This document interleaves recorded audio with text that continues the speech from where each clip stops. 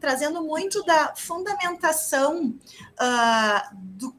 desta instrução normativa, né, tanto os documentos internos como a legislação que ampara a construção dessa IN. Eu vou começar falando o papel da PRODI na análise dos provimentos, certo, gente? Então, eu não vou estar vendo vocês, e só para a gente combinar aqui a dinâmica, tá? Eu vou estar na tela da apresentação, então não vou estar vendo.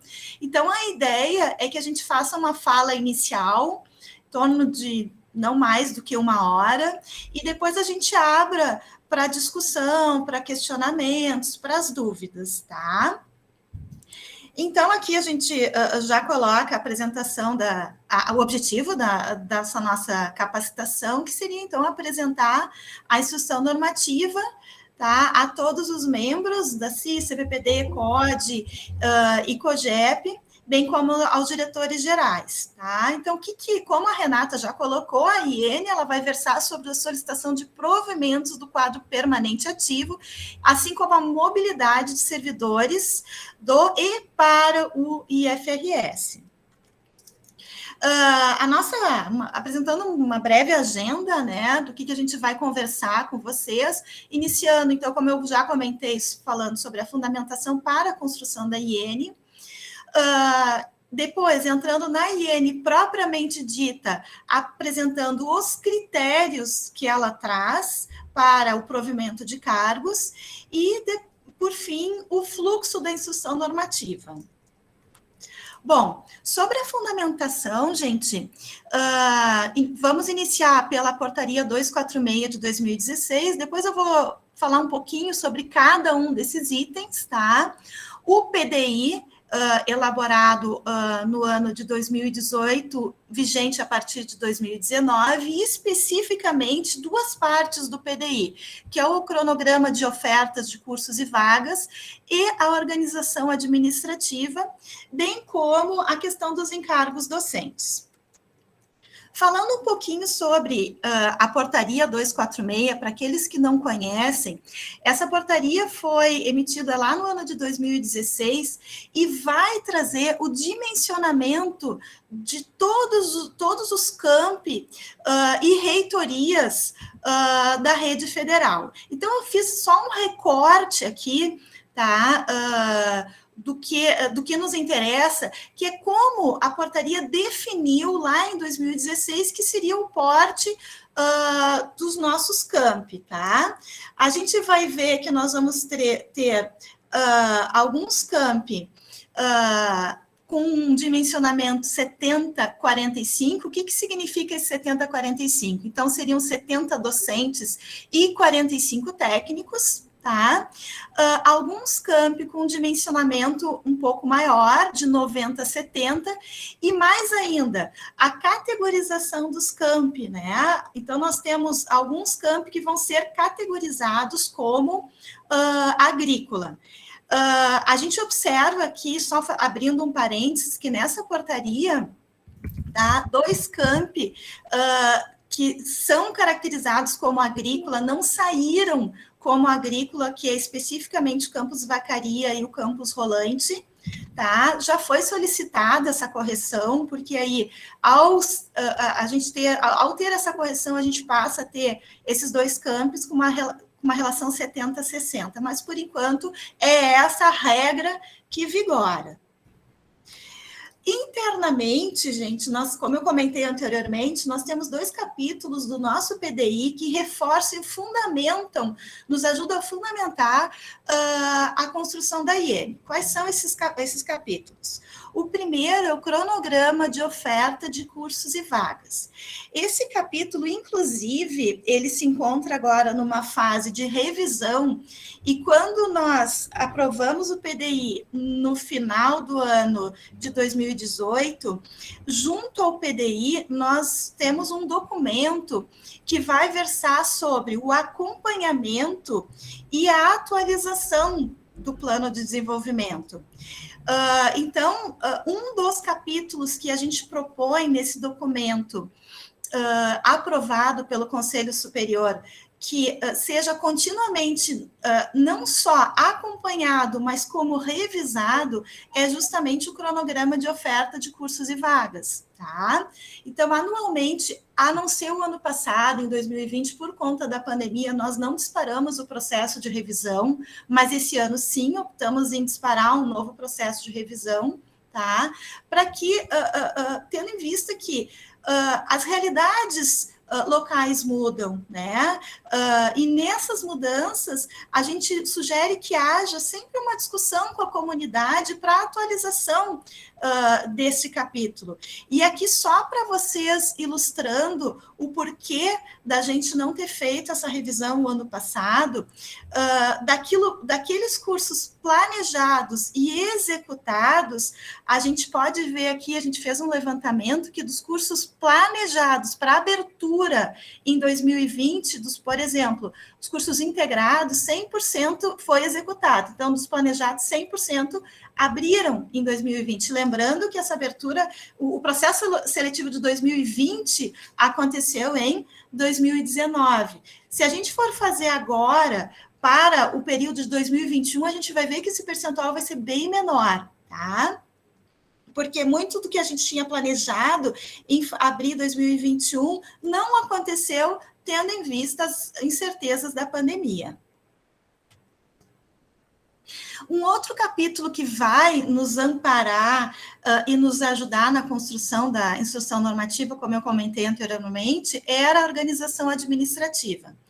Esse capítulo, se vocês verificarem lá no PDI, o que ele faz, né? Ele planeja, à luz da 246, como é que vai se dar a evolução dos nossos campi. E a gente traça, tanto aqui, eu estou falando dos docentes, apresentando brevemente o levantamento docente, depois eu vou apresentar dos técnicos, tá?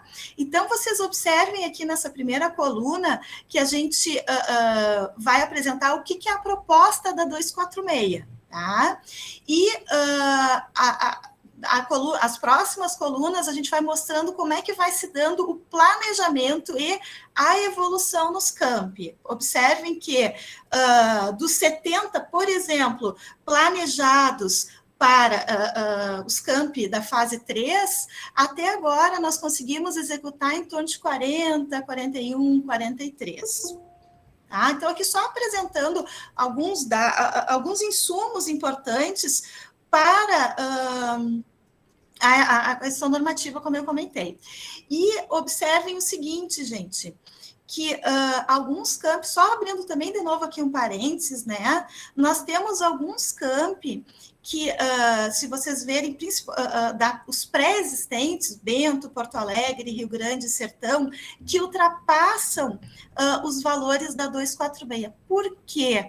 Por que acontece isso? Porque esses campi já tinham, antes da 246 ser emitida, eles já tinham um número superior àquele preconizado na 246. Dando continuidade, tá? Então, apresentando aqui brevemente, em referência aos técnicos, né? Observem que dos 45, por exemplo, da fase 3, né? Por enquanto, conseguimos só chegar a 31, 30, né? E aqui só estamos trazendo alguns dados de como estaria a situação hoje. Bom, dando continuidade, gente, além do previsto, no que está previsto no planejamento do PDI, em relação à oferta de cursos e vagas, que tem impacto no número de servidores, quando a gente elaborou o PDI, nós tínhamos várias comissões temáticas, e existia uma comissão central que tinha muito por obrigação tentar alinhar os vários capítulos do PDI. exemplificando, nós temos o capítulo de OCV, oferta de cursos e vagas, e o capítulo de organização administrativa, que dimensionava o tamanho, o quantitativo de servidores técnicos e docentes. Nós fizemos um esforço para verificar se havia um alinhamento desses capítulos. Em que sentido? De nada adianta eu pensar em ofertar 30 cursos se eu só tenho capacidade docente ou de servidores técnicos para atender 20 cursos. Tá? Então, nós tentamos fazer um exercício na comissão central de buscar alinhar que a gente tenha capacidade docente, capacidade de técnicos, capacidade de infraestrutura para aquilo que foi planejado. Então, o PDI tenta fazer um balanceamento desses vários capítulos, tá?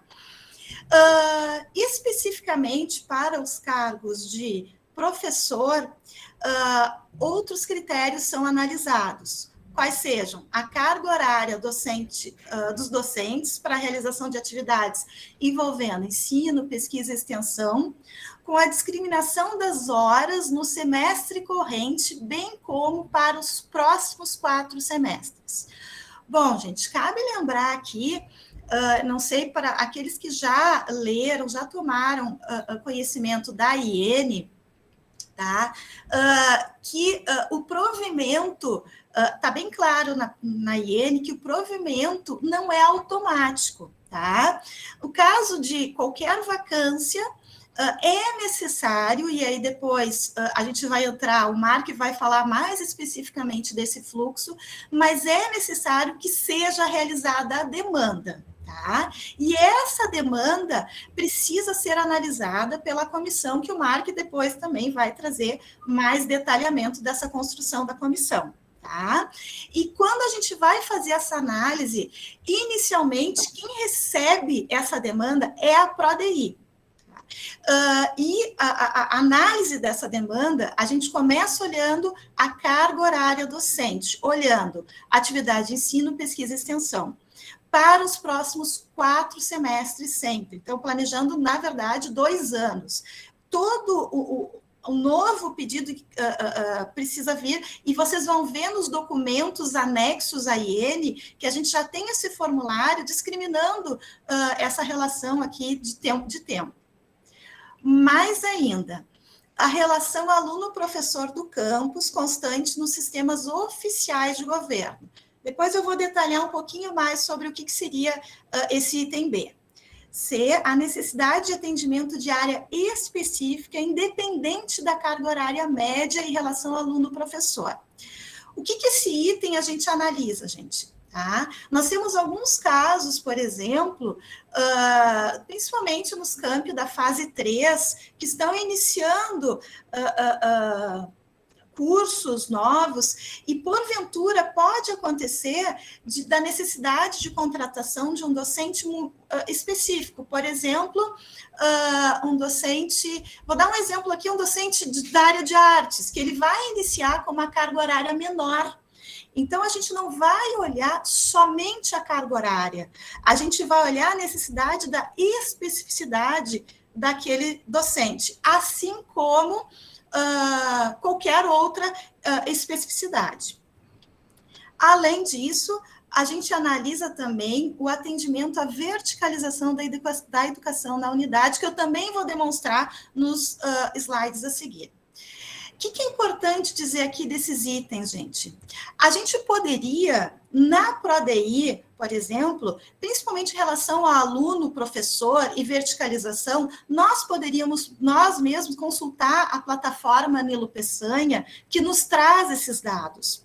Mas não é essa a intenção. A intenção é trazer insumos para que a comissão de dimensionamento que preconizada na IN, faça essa análise à luz desses dados. Tá? Então, é importante que essa comissão conheça essas informações e faça sua demanda à luz destas informações. Especificamente para os cargos técnico-administrativo em educação, a justificativa do pedido de provimento de servidor quanto à necessidade para a demanda de atendimentos das demandas institucionais, tá?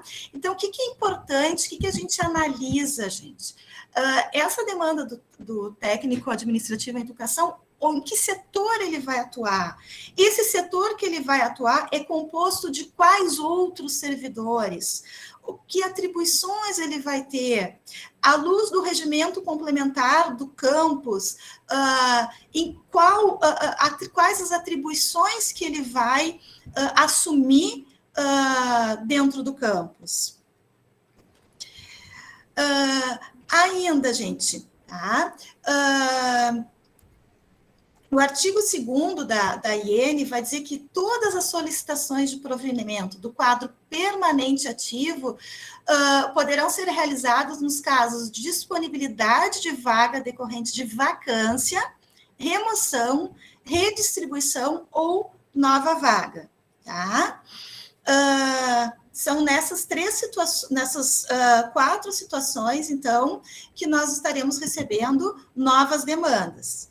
No parágrafo 1º, vai dizer o quê? Que as ocupações de vagas motivadas por vacância, e aqui a gente colocou, eu já comentei, mas a gente coloca para ressaltar enormemente esse parágrafo, que as ocupações de vagas motivadas por vacância, remoção e redistribuição não ocorrem de forma automática, sendo necessária a solicitação de sua ocupação pela unidade. Isso é bem importante, gente. A gente já tem essa cultura, a gente não observa casos mais nos campi, que o campus, onde ocorre a vacância, o campus espera o provimento. Não, os campos já têm solicitado, mas a gente deixa claro aqui na IN, principalmente aqueles para os novos integrantes das comissões.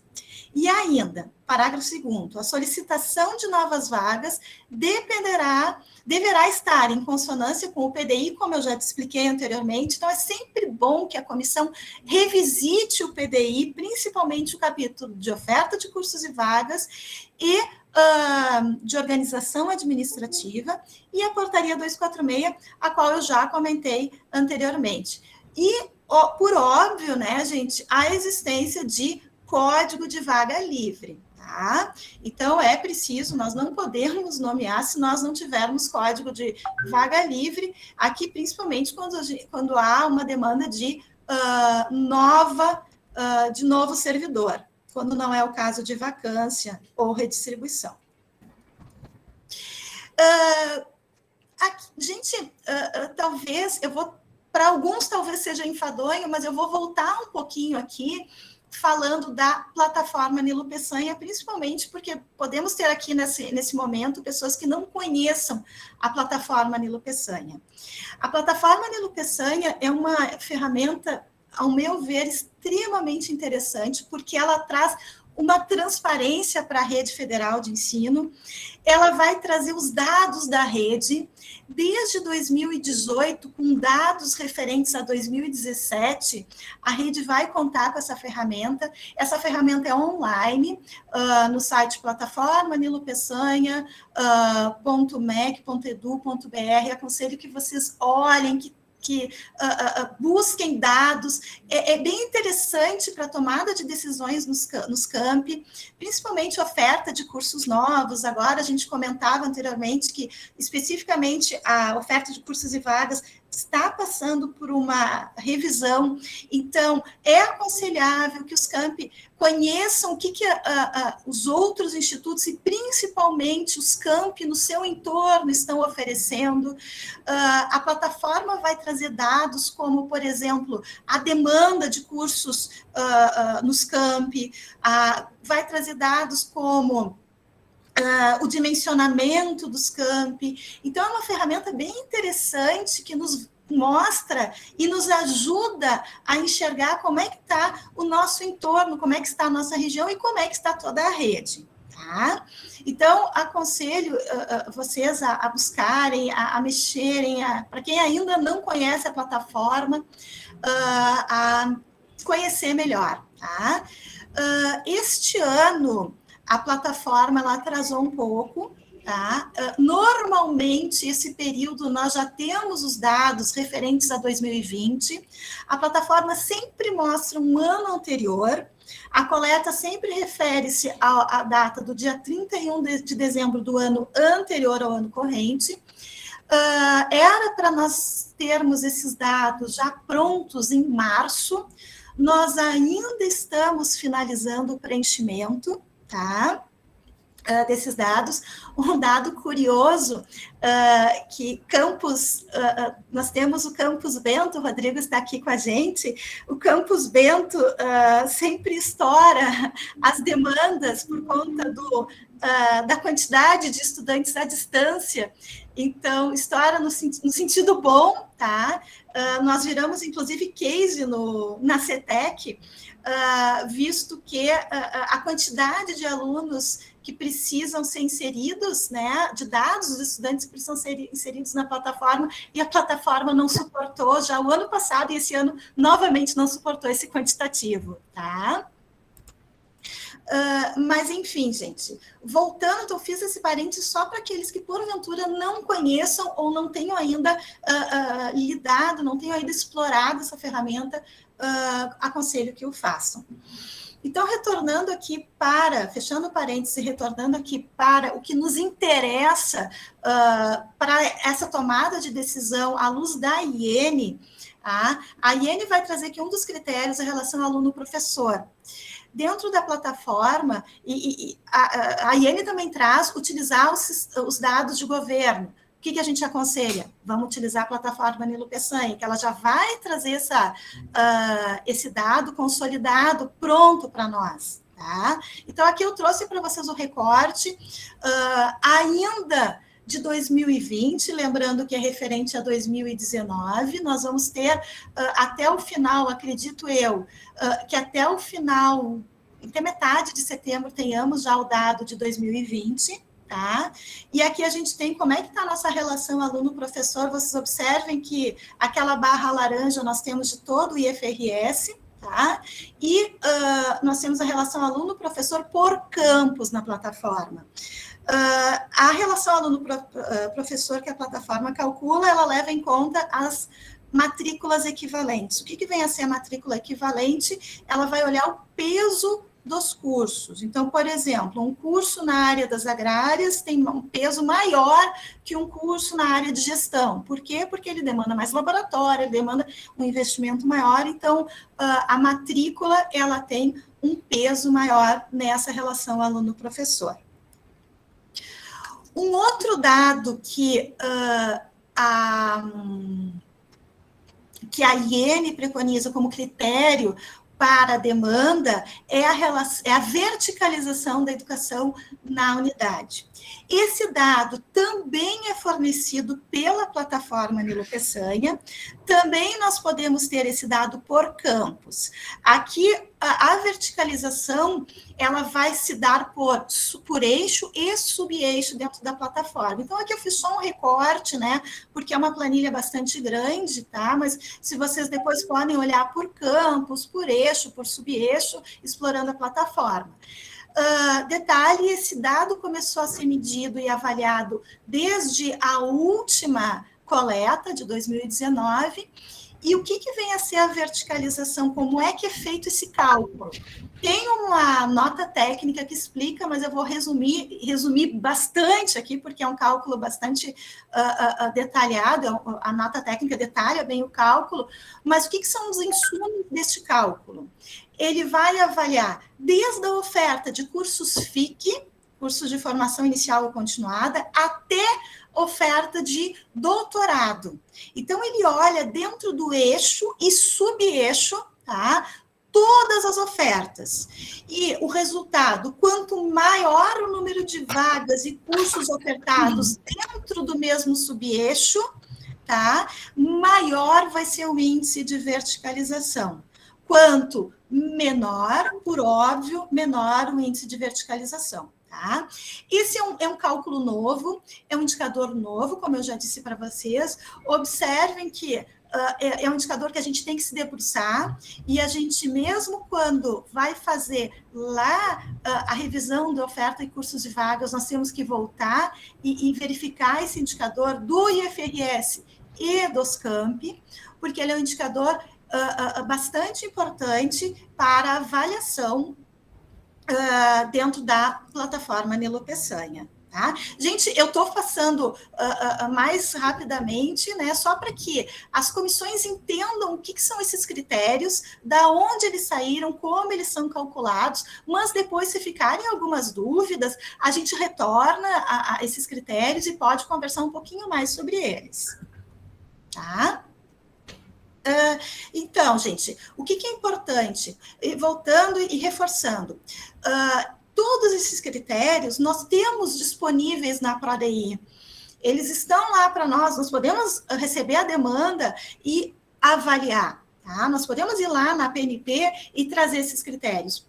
Mas a gente não quer fazer isso, que a gente quer que o campus desta comissão tome a decisão à luz desses critérios, que conheça profundamente o seu campus, como está a verticalização, como é que está a relação aluno-professor, aquela nova vaga, ela está coerente com o que o campus planeja em relação à oferta de cursos e vagas, está coerente com o capítulo de organização administrativa, com o planejamento do campus.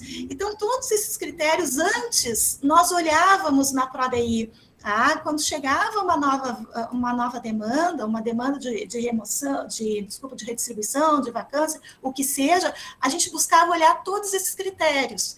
Agora, a gente faz essa análise em conjunto com essa comissão. Tá? É importante que a comissão conheça e entenda o fundamento desses critérios. Mark? Então, a Letícia, ela me passa o bastão, que aqui eu vou tratar especificamente daí do fluxo de pedidos, tá? Vou fazer vou primeiro citar algumas coisas que eu julgo que são extremamente importantes e as mais relevantes das mudanças da instrução normativa, tá? Bem importante a primeira parte, que a gente combinou com a Letícia, de ela explicar um pouco os critérios da escolha de quando uma vaga ela é aprovada ou não pela ProDI, que é onde tudo mais ou menos começa. Tá? Assim, pessoal, então, inicialmente eu queria esclarecer para vocês de que há uma mudança bem significativa dessa instrução normativa para a instrução normativa anteriormente que regulamentava as questões do cadastro permanente de remoção, e como acontecia esses provimentos de vagas. A gente teve que avançar em alguns aspectos que a gente começou a perceber que eram os pontos mais delicados e que faltava, por vezes, um melhor diálogo com os campi, que faltava uma maior transparência dos processos, e a gente precisava avançar nisso. Então, a gente tinha muito bem estabelecido o cadastro permanente de remoção, tá? Na IN 07 de 2015, mas ainda carecíamos de alguns aspectos regulamentares que os campi sempre nos questionavam e a gente ficava um pouco no limbo, porque nós não tínhamos os elementos para fazer uma série de cobranças e de organização disso, tá? Então, essa instrução normativa, ela avança no pedido da vaga, que era uma coisa que não estava muito clara ou não era muito bem regulamentada. Que partia do campus, de que forma isso aconteceria, sobre quais critérios isso seria avaliado e, acima de tudo, dentro de uma comissão com representações das nossas comissões e das pessoas que atuam diretamente nesses fazeres. Então, essa comissão de dimensionamento também foi criada com essa proposta, uma proposta de dar uma transparência dos processos. Às vezes, a gente tinha muitos atores que, nossa, não sabia que essa pessoa estava vindo para o meu campus, eu não sabia que tinham demandado essa área, não era bem isso que a gente precisava, era outra coisa. E quando a gente elabora e constrói desde o pedido do provimento, isso dá mais transparência e faz com que haja um maior diálogo e interlocução com as unidades. Então, acho que tudo parte do ponto inicial. E o segundo ponto que a gente julga importante, eu acho ele uma das coisas mais relevantes em relação à nossa sessão normativa anterior, que a gente reduz o critério que a gente chama do critério histórico e passa a atender às demandas com critérios organizacionais. O que eu quero dizer com isso? O critério histórico é aquele assim: a vaga é minha, sempre foi minha, é de determinada área para fazer determinada coisa e nada nunca poderá mudar. Se a gente seguir nessa lógica do critério histórico, que as coisas estão consolidadas e dadas, não tem nem por que a gente discutir as vagas, porque as vagas estão distribuídas e devidamente alocadas. Mas quando eu tenho, por exemplo, um curso que passa a entrar em ser desativado, não há mais procura, não vai ser feita mais ofertas do processo seletivo, e precisa de uma transformação, no caso de vacância ou de ampliação do quadro, não vai pedir nas mesmas áreas, para que exista, então, esse olhar para revisitar essas situações com todos, tá? Então, assim, a gente pensou muito nessa característica de trazer o campus para essa discussão, mais atores para dentro dessa discussão, e que a gente faça ela de maneira mais ampla e mais alargada. Uma vez que, por vezes, a gente consegue corrigir uma série de distorções históricas de outros momentos, por N razões, de um efeito judicial que a gente não consegue, que ocorreu uma distorção em decorrência de um efeito judicial, ou uma distorção de um curso que não será mais ofertado, ou de um arranjo local que enfim, que já está suprida aquela demanda e a gente precisa repensar os cursos e as práticas. De técnico também, a gente fala bastante de professor, mas os fazeres técnicos da mesma forma, dando exemplos, com a mudança da estrutura do mundo do trabalho e a gente dando um passo ao mundo mais digital, mais interconectado do ponto de vista, a gente precisa pensar postos de trabalhos mais adequados a essas novas realidades. E a gente vai deixando alguns fazeres no passado e precisará que, com isso, mude um pouco as coisas. No slide anterior, eu não sei, Letícia, aqui é o desenho do fluxo na totalidade, ele está um pouco pequeno, tá? Mas só vou dar um panorama geral, muito simples. Então, como já manifestado, já dito várias vezes, eu só reforço, tudo começa com o pedido da vaga lá do campus, que faz o pedido, essa solicitação fica aos cuidados da ProDI, que faz a análise dentro dos critérios que a gente estabeleceu nessa instrução normativa, dando o parecer ok, aí essa vaga passa para a gestão de pessoas, vem para a DGP. Quando ela vem para a DGP, ela segue sempre este rito, tá? Então, qual que é o primeiro passo do rito? A gente vai analisar se há interessados para remoção interna, sempre favorecendo as remoções internas no primeiro passo. Então, o primeiro passo, quando a vaga aprovada, isso vem para a mobilidade, e a mobilidade vai fazer a análise disso. Esgotadas todas as possibilidades de remoção, a gente é obrigado, e eu vou avançar depois, a nomear de concurso próprio quando houver concurso vigente. Passado isso, não conseguimos preenchimento da vaga por concurso, aí sim a gente pode optar por redistribuição, aproveitamento de concurso ou abertura de um novo concurso. Então, eu vou pedir que passe o slide. Então, eu vou começar tratando do primeiro passo de quando essa demanda aprovada pela ProDI, ela chega na gestão de pessoas. Essa demanda, ela chega organizada e essa demanda, ela vai passar pela análise e a consulta aos candidatos inscritos no cadastro permanente de remoções, tá? Então, todas as nossas remoções internas vão ocorrer através deste cadastro, em que o servidor pode ir lá se inscrever para o campus pelo qual ele tem mais interesse, onde ele vai ser mais feliz, onde seja mais próximo de sua família, pelos seus desejos e seu lado pessoal, geralmente, é o que mais, ou por uma questão profissional, ou por um campus onde eu tenha mais perspectivas profissionais. Então, isso se pensa um pouco nesse sentido da organização do cadastro. Então, vem lá, eu vou inventar uma vaga de professor de matemática. Eu estou olhando aqui na tela o Rodrigo, tá? Então, eu vou pegar como...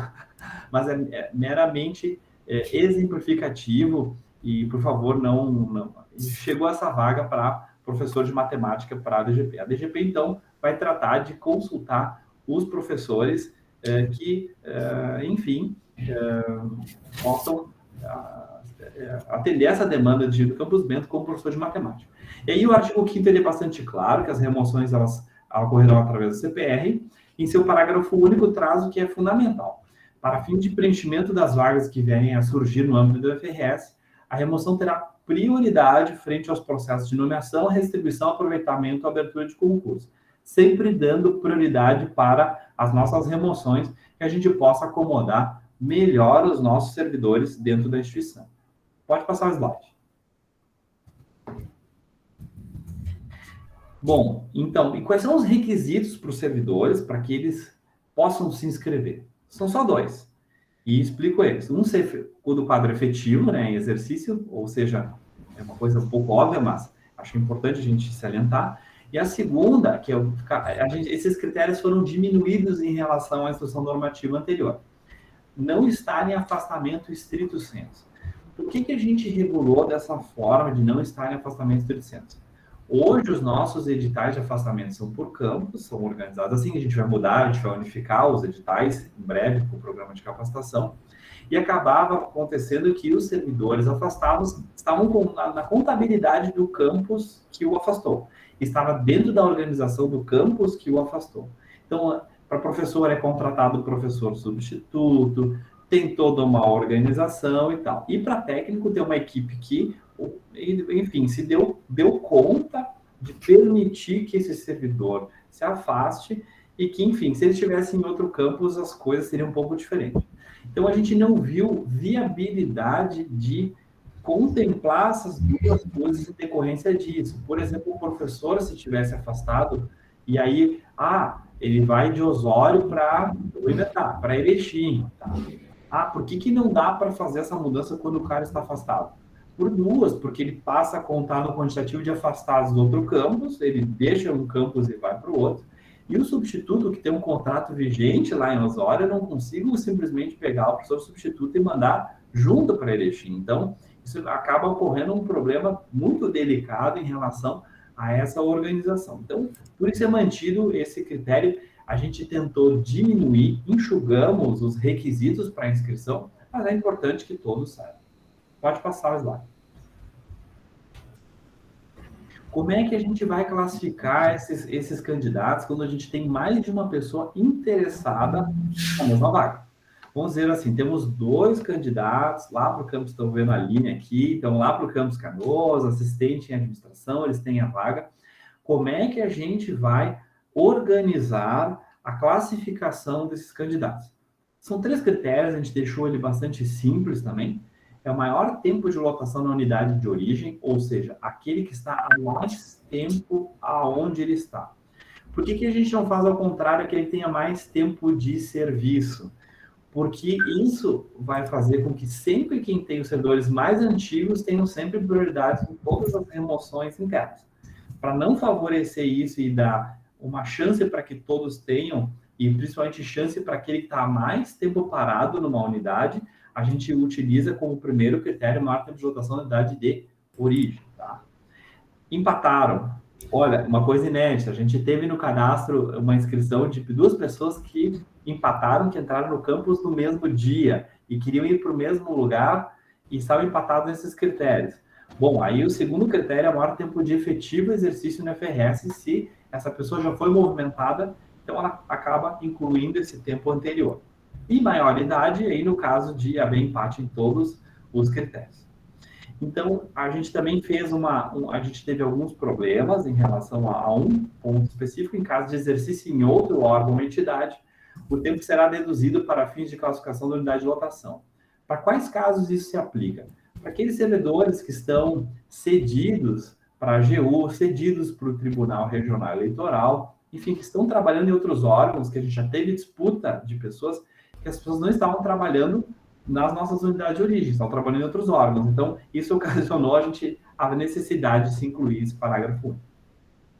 Pode passar o slide.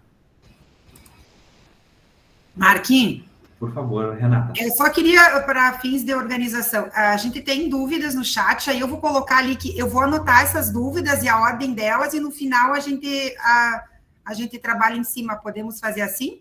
Eu acho que é melhor, Renata. Pode Tá, ser dessa forma. tá. Eu coloquei no chat, é só para deixar na gravação também, que aí as dúvidas vão ficar depois de toda a explanação. Tá Obrigada. bem. Bom, e, para além disso, também, outra situação que a gente também coloca aqui, o candidato, o cadastro permanente, ele pode se inscrever, está inscrito numa unidade, quer mudar a sua inscrição, ele vai ter que aguardar 90 dias para fazer uma nova troca. Por quê, gente? Porque a gente sabe que acontece uma série de coisas. Eu quero ir para Restinga, eu vou inventar. Eu quero ir para Restinga. Mas aí me chegou que as informações internas, vocês sabem como funciona a nossa instituição e as pessoas se conversam. E é legítimo, não estou fazendo nenhum apelo, não é nada, não estou fazendo nenhuma constatação negativa quanto a isso. E aí eu fiquei sabendo que vai ter uma vaga lá em Viamão, por exemplo. Eu vou rapidamente trocar minha inscrição de um para o outro para mim ir pulando. E isso acabava acontecendo muito quando tu não tinha uma restrição de datas para que tu possa fazer nova inscrição. As pessoas iam trocando de acordo, elas imaginavam que ia ter a vaga. E aí fica uma coisa meio difícil de administrar. Então, esse é a única restrição. Fez inscrição, tem que aguardar 90 dias se quiser novamente fazer nova inscrição. Pode passar, Leti. E como é que vai acontecer as consultas, tá? Então, voltando, vou pegar o caso que eu exemplifiquei, professor de matemática, aprovada a vaga lá para o Campus Bento, e aí chegou para nós aqui, para a gente fazer as consultas. A primeira consulta vai ser para o candidato inscrito diretamente na unidade. Se tiver um professor de matemática inscrito para Bento, ele será o primeiro e terá prioridade sobre demais outros interessados, tá? Se tiver 2, a gente vai ranquear de acordo com os critérios de tempo de serviço na unidade de origem ou tempo geral. Se não houver inscritos, aí passa por segundo passo. A gente vai consultar todos os professores de matemática inscritos no CPR, mantendo-se os critérios do tempo de serviço. Então, como é que funciona isso? Vou inventar que lá no Campus Bento tem um professor inscrito para matemática, tá? A gente vai consultá-lo. Se ele aceitar, ok, ele já está contemplado. Não tem nenhum inscrito de matemática para Bento. A gente vai consultar todos de matemática que inscritos no CPR para ver se alguém deseja essa vaga. Alguém desejando essa vaga, aí, ok, está contemplado. Se tiver 2, a gente usa os mesmos critérios. Tempo de serviço na unidade de origem. Pra vocês entenderem como é que isso funciona. Agora eu vou pegar um outro caso. Aí vou seguir na matemática lá do Campus Bento, só para exemplificar. Aí, beleza, um professor aceitou o Bento, e ele é de Canoas, tá? Aí a vaga abre para Canoas. A gente vai seguir a consulta. Aí nós vamos consultar nos mesmos critérios Canoas. Daí um de Erechim, que é Canoas. Aí nós vamos pular e nós vamos para... E assim a gente vai fazer tantas vezes quanto forem necessárias, até que não exista ninguém interessado numa dessas vagas. Por que a gente atua dessa forma? Porque essa é a melhor forma de conduzir os processos de remoção. Ou seja, quanto mais pessoas eu consiga alocar mais próximo de suas casas, de suas famílias, e que estejam mais felizes com a sua organização, melhor para a instituição. E eu tenho que atuar no sentido de ser melhor para a instituição, tudo que a gente possa fazer, tá? Por que eu digo isso e por que a gente faz isso, assim, gente? Qual que é o nosso desejo? Se vocês perguntassem para o Mark, para a Melina, para a Renata, para toda a DGP, o que a gente gostaria? Que todo mundo estivesse trabalhando aonde gostaria de estar. O problema é que a gente não tem as demandas, as vagas e as condições para atender todos aonde todos querem. Então, a gente acaba tendo que criar critérios e atender o máximo que dá. Porque a gente sabe o quão sofrida é estar longe de casa, a gente sabe o quão sofrida é pegar a estrada, a gente sabe o quão sofrida é estar num lugar onde a gente não é feliz. E a gente sabe o quanto isso implica na saúde e na produtividade e no bem-estar pessoal de cada um. Então, a gente leva muito a sério esse trabalho. Leti, por favor. Então, outra coisa que também pode acontecer, e aí é bem importante, e esse artigo 15, ele é muito importante que todos vocês tenham muita delicadeza com ele, tá? que poderão ocorrer remoções sem contrapartida nos casos de cargos extintos ou sem autorização de provimento. Por que a gente criou esse dispositivo? Porque a gente está com um problema, em especial da carreira técnica. Hoje, 20, praticamente, não chega a 25, 23, 24 e um pouquinho, 24% do nosso quadro é de cargos extintos ou em extinção. Bom, agora lembrando da prerrogativa. Se eu penso o seguinte, se 24% desses cargos são extintos e extinção, o que isso significa? Que eu não consigo nomear alguém por lugar e eu não faço o ciclo girar, a roda girar. Ou seja, porque nunca eu vou conseguir dar a devida contrapartida para aquela vaga. A não ser que tenha uma vaga que alguém faça a troca de cargos, que a gente vai falar daqui a pouquinho. Por que tem que se olhar com muito cuidado disso? Porque se eu não criasse esse dispositivo, os cargos extintos ou em extinção não teriam nenhuma possibilidade de se remover dentro da instituição. Então, esse é o pedido que eu faço às comissões para sempre olharem com muito carinho para esses casos, quando for oportuno, quando houver a possibilidade de fazer alguma remoção sem contrapartida, pensando no dimensionamento, naquilo que é possível, claro, dentro daquilo que é aceitável e possível para cada uma das unidades. Pode passar para a próxima. Eu acabei já antecipando o que acontece, então é do esgotamento. Então, na verdade, o artigo 18 vai dizer isso, que consulta, vai fazendo a coisa girar até que isso se resolva. Eu vou trazer um caso emblemático, tá? Que eu acho que foi a maior tripa de remoção, que eu chamo de tripinha, assim, que foi uma vaga em Porto Alegre, que foi preenchida por um servidor da Restinga, que o da Restinga foi preenchido por um de Osório, que o Osório foi preenchido por um de Vacaria. Então, uma vaga possibilitou 4 movimentações de pessoas, tá? Então, acho que isso, desculpa, 3 movimentações e uma nomeação. Eu errei a conta. Mas, então, como isso é importante que a gente faça dessa forma? Pode passar para o próximo slide. E a coisa que é bem importante, para os técnicos, a gente não vai ter esse problema, porque os técnicos já têm cargos especificados em lei, tá? Então, eu não tenho um código de vaga de nível C, nível D ou nível E, por exemplo, e eu possa fazer a escolha daquilo que quero. Diferente do cargo de professor, porque o cargo de professor é um cargo, entre aspas, em branco. Ele não vem carimbado de que área é esta vaga. O que vai carimbar a vaga é o edital de concurso. O edital de concurso é o que vai vincular o professor a qual área ele está designado e qual área ele tem obrigação de atuação. Não quer dizer que ele não possa atuar de outras áreas, bem importante. Mas aonde ele está fixado e que tem determinada obrigatoriedade de trabalhar é na sua área vinculada de concurso, tá? Então, o seguinte, e aí acontece o seguinte, a gente tem concursos, vamos pensar, temos professores efetivos que foram efetivados desde os anos 2005, 2006, que estão na ativa, até hoje. Aí, lá em 2005, o cara fez um concurso, eu vou inventar uma coisa, assim, desenho técnico, topografia e geoprocessamento, sei lá, uma coisa, eu estou inventando uma coisa assim, super, daqueles concursos antigos que eles eram muito feitos aos moldes das universidades, que tinham sub-áreas específicas. Aí aceitava, para a área de formação aceitava historiador, geógrafo, engenheiro agrícola, informações ainda diversas para o ingresso na carreira, inclusive que a carreira era diferente, tá? O cara está vinculado a este edital de concurso nos seus fazeres. Vejam quão difícil fica isso, tá? Até nos concursos mais recentes, se a gente pega as áreas de informática e de administração, gente, são 500 áreas e sub-áreas e sub-sub-áreas que dificulta muito o nosso trabalho de consulta aos candidatos, tá? Então, eu vou fazer um pedido muito que as comissões elas vão ter que ser nossas parceiras, tá? Na ponta. Porque eu sou biólogo de formação, a Melina é enfermeira.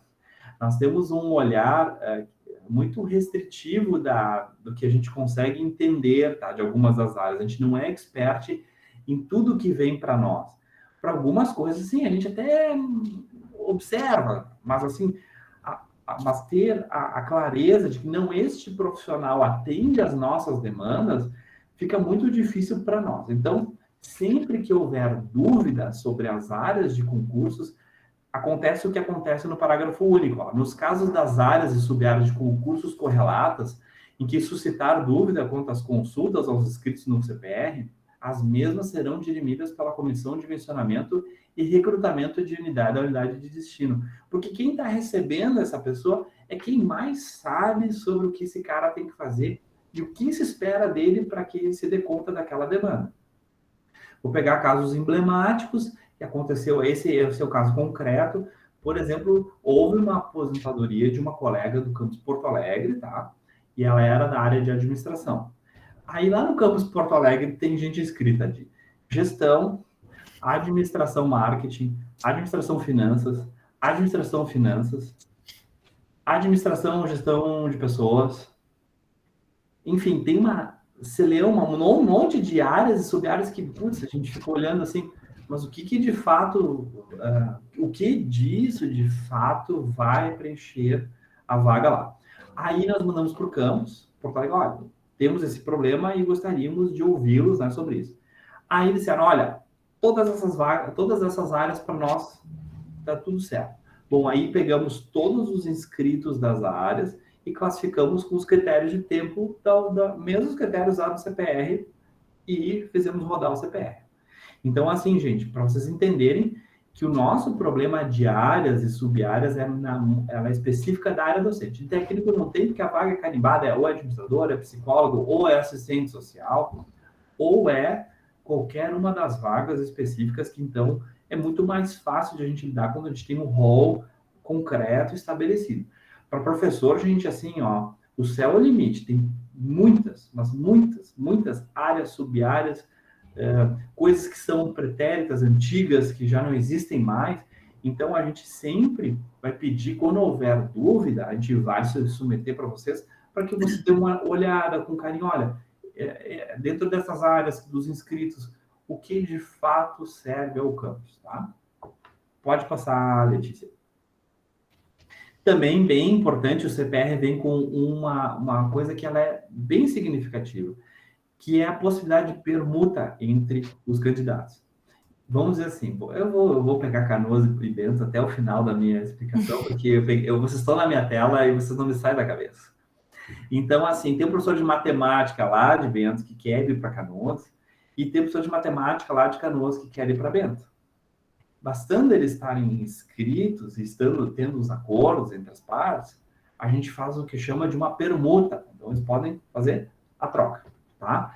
Então, o banco, esse nosso banco do CPR, que fica publicado no site, mês a mês, que é feita uma publicação a cada mês dos inscritos, tá?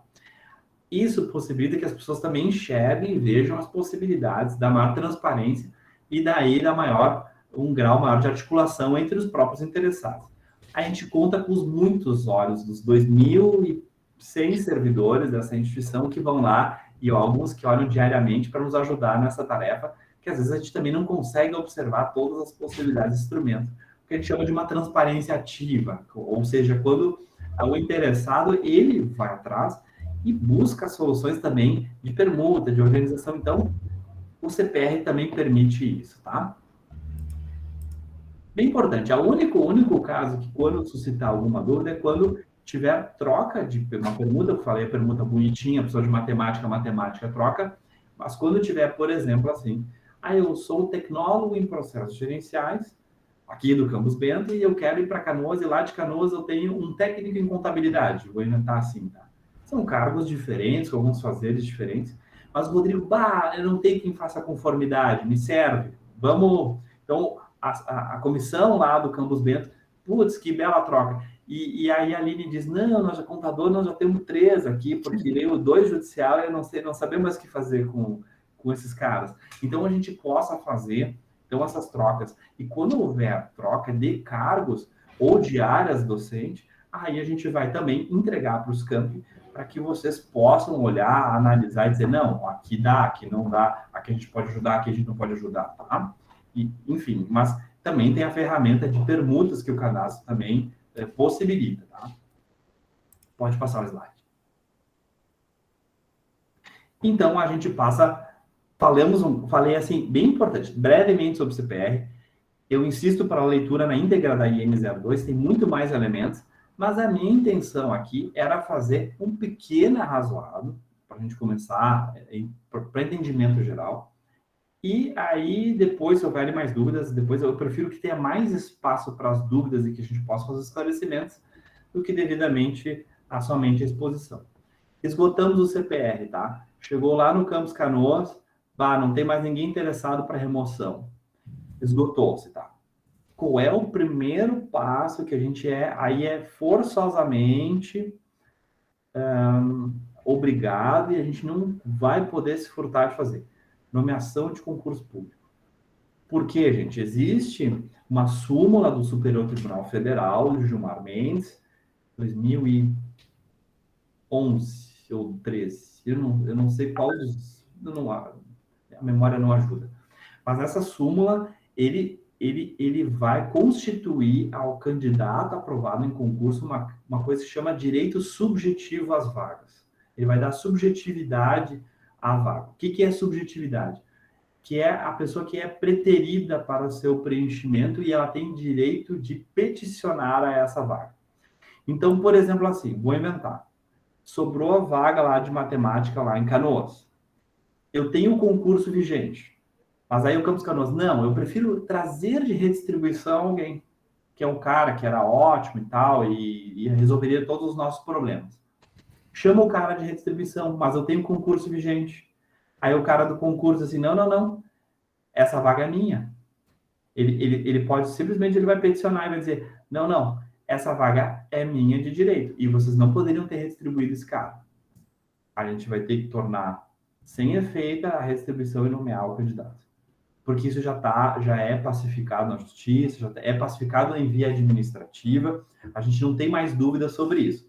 Então, passado a fase de remoções, de fazer todas as consultas, a gente vai para o passo 2, que é verificar se temos concursos vigentes, tá? E aí, a gente, obrigatoriamente, a gente precisará realizar a nomeação dos nossos candidatos de concurso próprio do IFRS. Bom, olhamos as nossas listas, ou não tem concurso vigente, que é uma possibilidade, ou 2, chamamos todos os caras do hall ali e nenhum aceitou a vaga.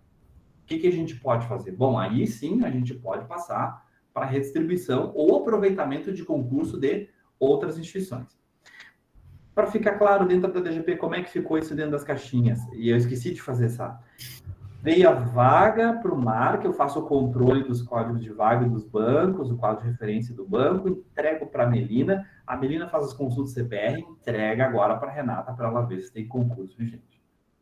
E aí, às vezes, tem concursos, e aí também a gente vai precisar, eventualmente, de alguma consulta, que tem que ver, bom, esse concurso atende ou não atende a demanda do campus? É isso mesmo que foi demandado? Precisamos aí também vamos recorrer a vocês, caso surjam dúvidas quanto a isso. Tá? O que a gente quer muito, e é nosso dever, assim, compulsivo, é fazer o atendimento da vaga da melhor maneira possível, com o melhor perfil possível para os nossos campi e para a reitoria. Passado isso, podemos fazer redistribuição ou aproveitamento de concurso. Ambos são discricionários, eu não tenho uma prioridade de um ou outro. Posso escolher. Aí realmente fica ato discricionário. E aí depois eu também vou explicar um pouquinho como é que a gente vai fazer isso aí, tá? Pode passar, Lite. Então agora eu vou passar para a parte de redistribuições, tá? Elas podem acontecer de duas formas, as redistribuições. Uma, de 2 cargos ocupados, ou seja, permuta, ou seja, tem o meu amigo lá do Alagoas que ele quer vir para Bento, porque o Canoas eu já falei muitas vezes, quer vir para Bento, curtir um tempo na Serra. Não, tem aquele cara de Fortaleza, Rodrigo, que tá louco para pedir uma redistribuição para Bento Gonçalves, curtir um vinho e tal, ele é enólogo e tem essa coisa, então... E tem o nosso colega que quer ir para para Fortaleza e quer curtir uma praia e tal, quer ficar numa boa, quer mudar os ares e eles querem...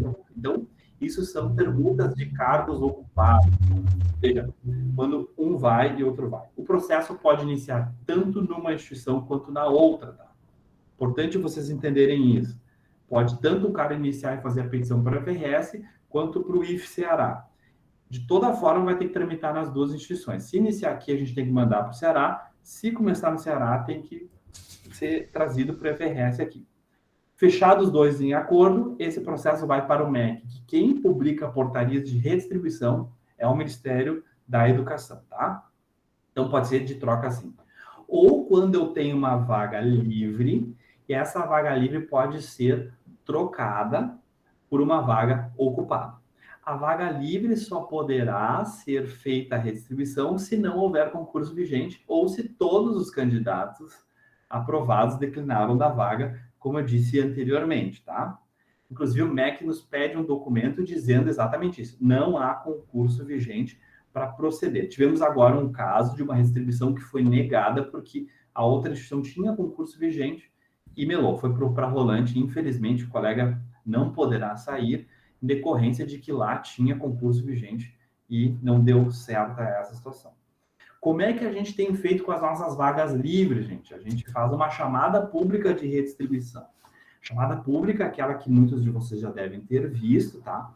É um apanhado com critérios certinho, como é que o passo a passo, um cronograma, com inscrições e tal, para dar a possibilidade de todas as pessoas interessadas nessas vagas se inscreverem e pleitearem uma das vagas. Por que a gente começou a fazer isso de chamada pública, gente? Porque acabava assim. Um interessado mandava e-mail para o diretor. Aí o outro interessado mandava e-mail para a DGP. Aí ficava aqueles e-mails. Vai abrir a vaga ou não vai? E tal. Aí a gente entregava para o campus. O campus não sabia o que fazer. Então a gente não tinha um rito muito claro no que fazer quando com um bombardeio que a gente... E é literalmente um bombardeio, tá? Todos os dias eu recebo de 5 a 10 e-mails de pedidos de redistribuição de outros estados, de colegas que querem vir. Então, a gente optou por pensar, bom, uma coisa que torna transparente, público e igual para todos, a gente faz uma chamada pública, as pessoas se inscrevem, e aí, a partir das comissões, se avalia e tal, se segue todo o rito relativo ao preenchimento dessas vagas. Isso para as vagas livres, tá? As vagas ocupadas, quando é troca, claro que tem que ter aceite das duas partes, das duas instituições, sendo aceite dos dois reitores. O reitor sempre vai pedir para os campi as suas manifestações, também se procede e também se dá andamento.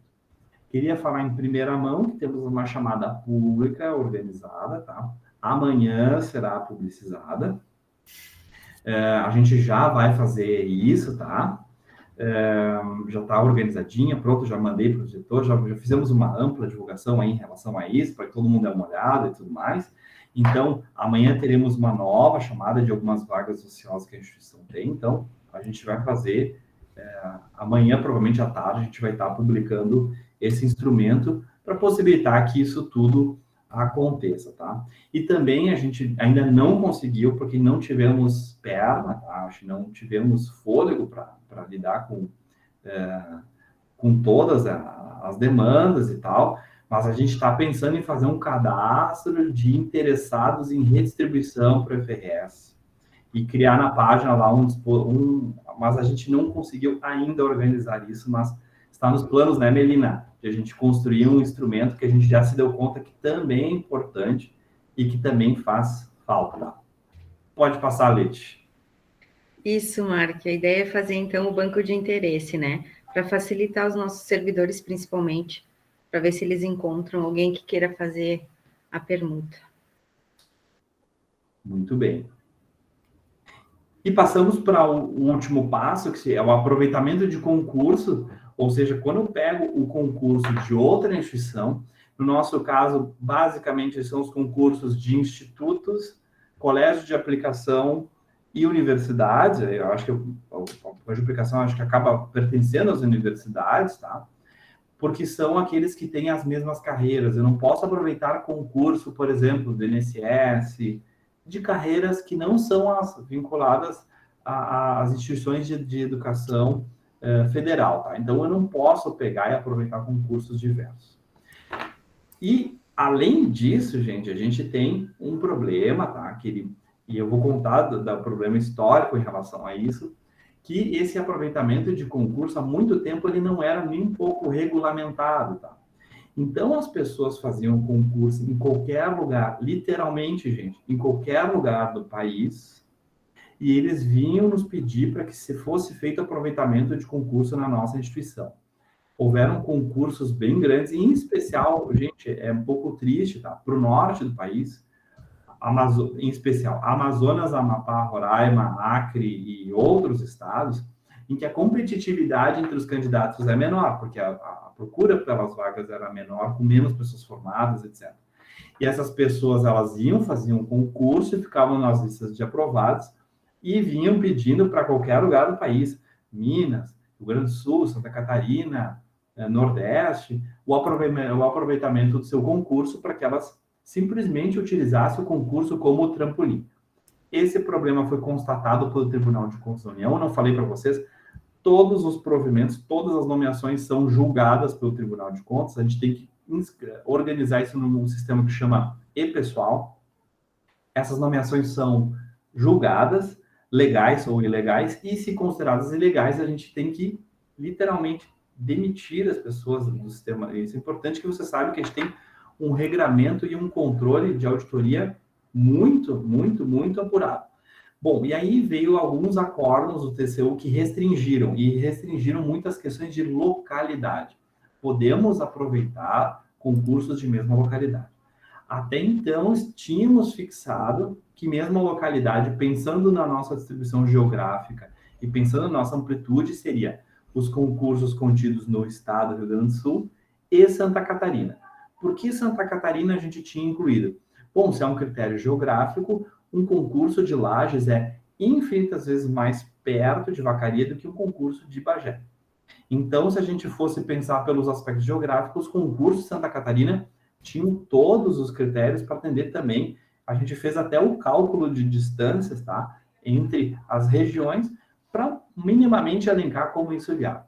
Só que a gente foi julgado agora em relação aos aproveitamentos e foram considerados ilegais. A gente está numa disputa aí com o Tribunal de Contas em relação a isso, porque eles fixam o geográfico como Rio Grande do Sul. Literalmente, eles fazem a restrição de ser somente Rio Grande do Sul. Então, quando a gente pensa aproveitamento de concurso, a gente tem que pensar no estado do Rio Grande do Sul. Não podemos pensar mais em concursos fora, porque senão o Tribunal de Contas nos pega, tá? Aí ele diz aqui problema de cargos idênticos, então tem que ser de carreira EBTT ou de carreira TAI, tá? E todas as demais condições que são descritas aqui no artigo 29 são as mesmas, copiada e colada dos acórdãos que o Tribunal de Contas tem feito em relação ao aproveitamento de concurso. Pode passar a lâmina. Bom, fizemos o trajetório do fluxo e agora eu vou fazer a síntese, tá?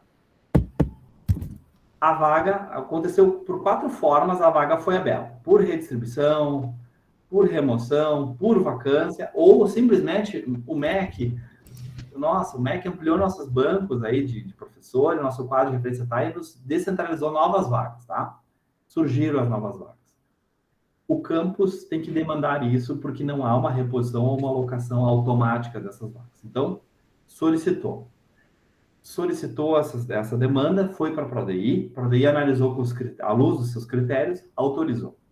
Autorizado vem para o CPR para a verificação de remoções, passa para concurso, se a gente tem concurso vigente ou se a gente vai nomear de algum dos nossos concursos.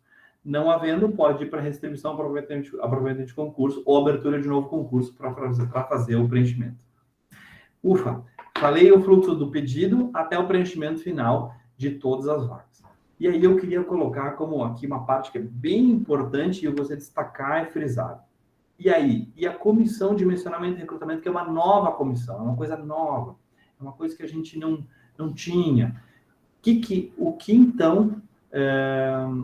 então a gente tem que fazer nessa comissão? Tá? Então, o primeiro é solicitar as vagas, bem importante. A comissão tem essa prerrogativa de fazer a solicitação das vagas, tá? Bem importante que você saiba, então, o start sempre vai começar na comissão. Analisar cargos, áreas, atuações, ocupações, seja por cadastro de permanente de remoções ou por redistribuição, nos dois casos vai aparecer isso como atribuição, no item 2 e 4. Fazer assessoramento das remoções e também participar da chamada pública de redistribuição. Então, a gente elenca o que são as competências da comissão. Haverão, bem importante, regramento novo, situações novas, casos novos, e havendo situações novas, óbvio que a gente vai contar com a parceria de todos para identificar e achar formas de solucionar os nossos problemas. Tem os casos omissos que obviamente, vão ser trazidos e tratados com a DGP, para daí a gente, claro, também a gente é protagonista no sentido de conduzir esses processos, mas a gente também estará muito atento e muito sensibilizado pelas comissões que são de quem tem direito e que conseguirão organizar isso em pormenores nas nossas unidades, uma vez que são as pessoas que são mais entendedoras sobre a ocupação do que a DGP ou a PRODI nas coisas que são solicitadas, tá? Por que eu digo isso? Assim? Porque a gente já cometeu alguns, e aí eu falo de coisas pretéritas, a gente cometeu alguns deslizes, não era bem a vaga, não era bem isso que a gente precisava, e depois a gente tem que ir fazendo os ajustes junto com as unidades. Então, a gente quer muito firmar uma parceria junto com as comissões e que a gente possa ter momentos de poder discutir e conversar tudo isso de uma maneira franca, transparente e direta, tá? Próximo slide. Bem importante, tá, gente? A gente tem essa normativa que ela já está vigente, mas a gente tem aceito de formas diversas, por processo, por e-mail, por pedidos de várias formas diferentes tem chego e a gente tem acolhido tudo muito bem, no sentido que a gente não tinha estabelecido um fluxo, formulários bem organizados e tudo mais. Mas a gente, ontem, Melina me corrija aí, Renata, ontem foi disponibilizado o link no site, tá? Ontem. Tô perdida na semana, Marta. Ontem, quarta-feira. Foi ontem, né? Com os formulários e com todos os documentos, o passo a passo, etc. A gente tem lá tudo explicadinho, esmiuçado e tal. Então, a gente fez o fluxo para tramitação de processo digital. Então, a gente passa a fazer esses pedidos através de processos digitais. E que é bem importante ter os processos digitais, porque antes, o que estava acontecendo? Fica um pouco na caixa de e-mail de um pouco na caixa de e-mail de outro, um pedaço do processo está aqui, outro processo está lá. Então, isso faz com que toda a cadeia fique organizada num instrumento regulamentado. Quando a gente sofre questionamento, seja dos nossos colegas, seja externo, a gente tenha isso tudo bem organizado, tudo que aconteceu e documentado, tá? Bem importante. Pode falar, gente. Desculpa, Mark, só contribuindo, né, que a longo prazo os processos todos serão abertos, né, então toda essa tramitação vai ser mais transparente, né, e só ressaltando, como está na IN, sempre a abertura do processo da comissão, né, enviando para a Pró-Reitoria de Desenvolvimento Institucional Adjunto, que é importante esse encaminhamento, porque às vezes acha que encaminhou, né, e a gente não recebeu, então é muito importante ressaltar essa parte que o Mark está falando, o encaminhamento correto desse processo. Enfim, aí depois eu vou pedir, gurias, que vocês coloquem aqui para todos o link certinho no site, tá? E a gente... E importante, porque precisa da transparência, os nossos colegas às vezes querem saber o que está acontecendo. Eu já ouvi falar, os códigos de vaga é uma caixa preta, eu não sei o que estão demandando, deixam de demandar. Então, esses processos vão ser públicos, qualquer um pode acessar o CIPAC, inclusive os acessos poderão ser feitos externamente à instituição, então, isso também dá transparência. Quem quiser saber alguma coisa, pode ir lá, ler, conversar sem nenhum problema, a gente atua de uma maneira mais as claras impossível. É a forma como eu tenho conduzido os trabalhos junto com a DGP e é como a gente imagina que a gente avança no sentido de dar maior legitimidade e menos dúvidas em relação aos nossos processos internos institucionais, tá? Última lâmina, Leti. Gostaria de agradecer, então, assim, esse é o primeiro momento, era uma explicação geral, tá, pessoal? Não nos detivemos nos pormenores, a gente sabe que ainda vai suscitar muitas dúvidas, ficamos inteiramente à disposição de todos, eu, Melina, Letícia e Renata. Então, agora eu acho que a gente abre para as perguntas, que eu acho que é o momento, para o segundo momento, que eu acho que é o mais legal, é a gente poder falar um pouquinho. E também, no final, eu não posso deixar de fazer um agradecimento muito especial à pessoa que também conduziu boa parte de toda essa discussão da IN02, que esteve à frente disso tudo, que é a nossa colega Marisol. Marisol, ela foi a coordenadora de mobilidade até bem pouquinho tempo, tá? A gente fez uma troca aí, enfim, por várias motivações, mas também não posso deixar de agradecer a Marisol por ter tocado a mobilidade por tantos anos, tá? E que boa parte das alterações que aqui estão apresentadas para vocês foram muitos dos apontamentos e considerações da Marisol. Então, Mari, eu não sei se tu está nos ouvindo aqui, mas de toda forma fica aqui o meu agradecimento e a minha consideração em relação a isso, tá? Então, de minha parte, eu encerro. Não sei se as gurias ainda têm mais alguma consideração. Aí depois, de repente, a gente tem, acho que o Rodrigo, que está inscrito, e podemos passar aí as dúvidas, tá? Eu não acompanhei o chat, tá? Porque eu estava imerso no meu raciocínio e eu não consegui acompanhar as duas coisas juntas.